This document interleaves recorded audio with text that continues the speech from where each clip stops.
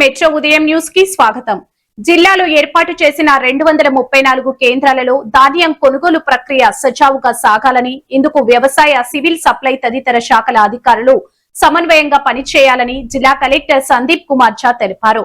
బచ్చన్నపేట మండలం, పోచన్నపేట, జనగాం మండలం, శామీర్పేటలో ఏర్పాటు చేసిన ఐకేపీ ధాన్యం కొనుగోలు కేంద్రాన్ని గురువారం కలెక్టర్ సందీప్ కుమార్ ఝా ఆకస్మికంగా పరిశీలించారు.